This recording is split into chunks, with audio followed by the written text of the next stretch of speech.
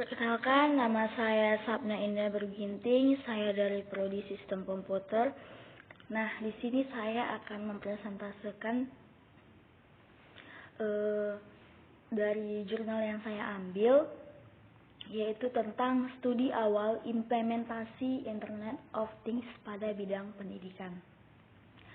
Pendahuluan, relasi antara teknologi dan pendidikan sudah berlangsung cukup lama. Dalam bidang pendidikan online dan jarak jauh, materi pembelajaran berbasis kertas sudah diubah ke dalam bentuk elektronik atau seperti format PDF, format HTML dan PDF, untuk kemudian disajikan secara online sejak beberapa tahun belakangan.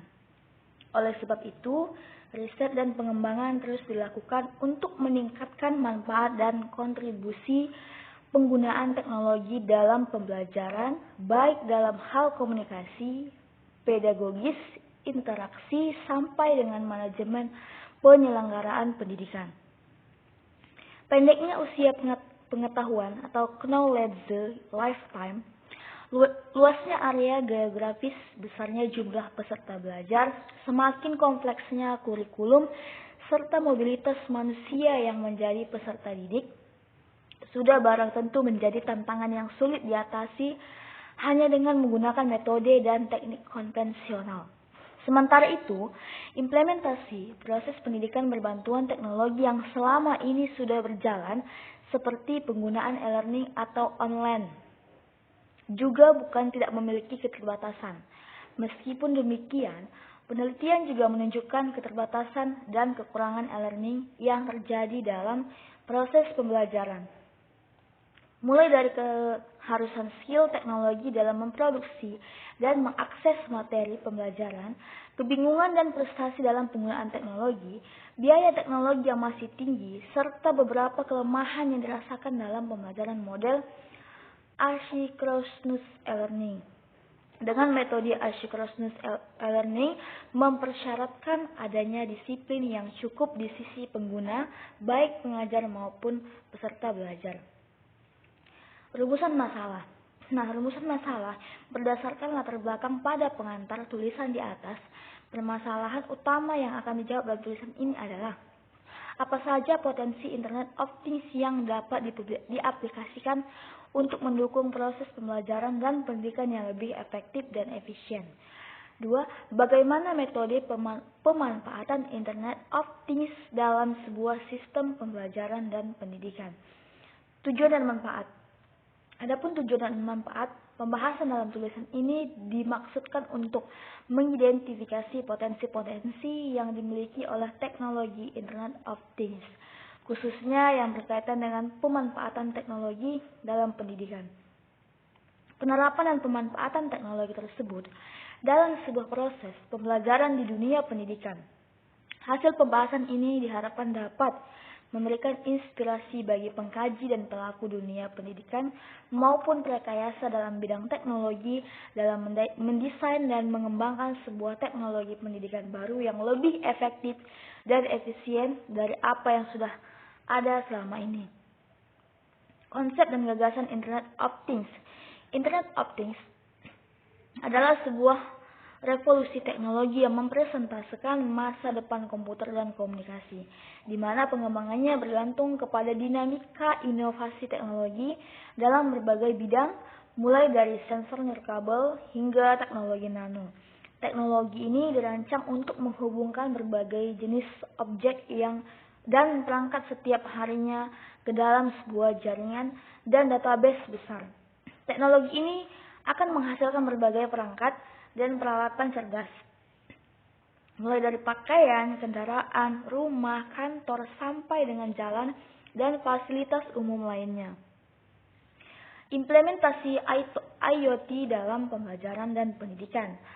Dengan potensi dan kemampuan tersebut, konsep dan gagasan Internet of Things sudah mulai diterapkan dalam dunia pendidikan. Salah satu di antaranya adalah mengintegrasikan pembelajaran bahasa Inggris secara interaktif dengan sensor suara dan visual untuk menangkap kemampuan pronunciation dari siswa. Gonzales pernah mengusulkan arsitektur dasar untuk memperkenalkan Internet Object dalam ruang pembelajaran, Infrastruktur ini menggunakan teknologi NFC atau Near Field Communication untuk mengaktifkan mobilitas dan interaksi dengan benda fisik.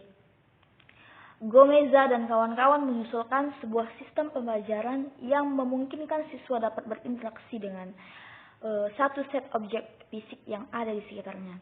Ada beberapa program akademik di mana memang perlu interaksi siswa dengan objek di sekitar mereka.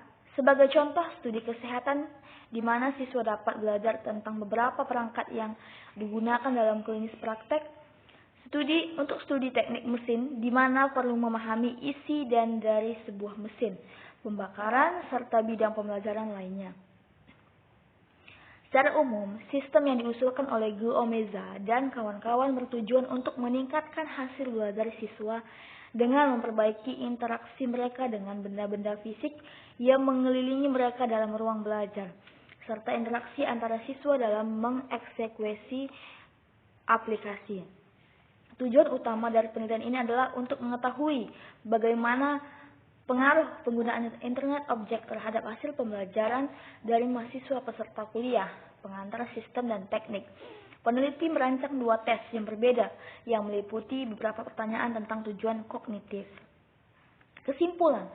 Adapun kesimpulan yang ada, dengan kemajuan teknologi komunikasi, internet, sensor, dan nanoteknologi, Internet of Things memiliki potensi besar untuk dimanfaatkan dalam mendukung proses pembelajaran yang lebih efektif. Karakteristik Internet of Things yang mampu meningkatkan interaktivitas dan respon cerdas antar objek merupakan modal yang cukup untuk memberikan kontribusi terhadap proses belajar mengajar, terutama dalam meningkatkan interaktivitas antara peserta belajar dengan objek belajar antara sesama peserta belajar. Penelitian yang dilakukan oleh Gomeza berhasil menunjukkan bahwa penggunaan internet objek dalam sebuah proses pembelajaran mampu memberikan peningkatan hasil belajar yang cukup berarti. Penelitian lebih lanjut sangat berpeluang dilakukan, terutama dalam mengoptimalkan pembelajaran melalui simulasi virtual, mobile, maupun gamification dengan bantuan Internet of Things. Sekian dari penjelasan atau presentasi saya. Sekian dan terima kasih.